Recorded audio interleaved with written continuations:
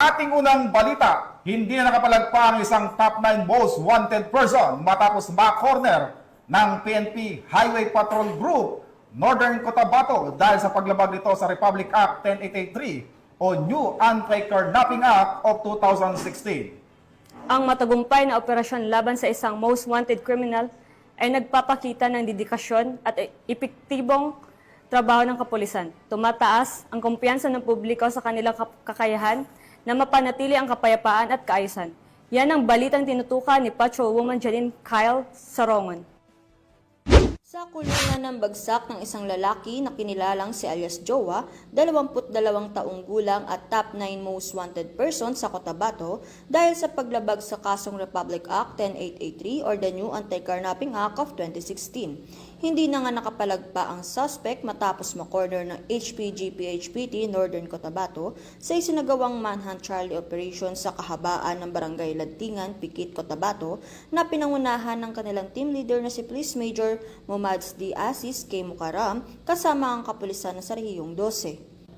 Dinakip ang suspect sa bisa ng warrant of arrest sa kasong carnapping na nilagdaan ni Christopher A. Navales, presiding honorable judge ng Branch 1812 Judicial Region ng Midsayap, Cotabato. Narito ang pahayag ni Police Lieutenant Manolito Ramiscal Garcia, team leader ng Midsayap Sub-Office.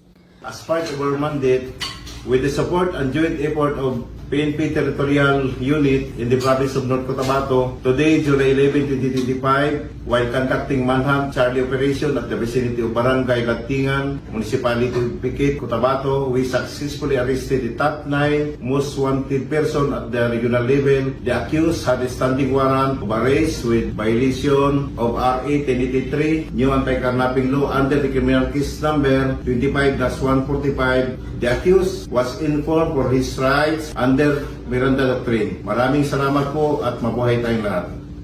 Ang suspect ay binasahan ng kanyang karapatan sa salitang kanyang naunawaan at siya ay kasalukuyang nakapiit sa Pikit Municipal Police Station para sa dokumentasyon at tamang disposisyon habang inaantay ang pagharap niya sa korte. Kami, ang Guardian of the Highways, ang kakampenyo sa kalsada na patuloy na magbibigay ng serbisyong HPG. Dahil dito sa ating bagong Pilipinas, ang gusto ng pulis, ligtas ka. At para sa iba pang balitang dala na serbisyong HPG, tumutok lamang sa aming YouTube channel at Facebook page na Police News Network. Mula sa tanggapan ng kakampenyo sa kalsada, ako ang inyong PNN correspondent, Patrolwoman Janine Kyle Sarongon para sa Police News Network. Alagad ng batas, tagataguyod ng balitang pulis.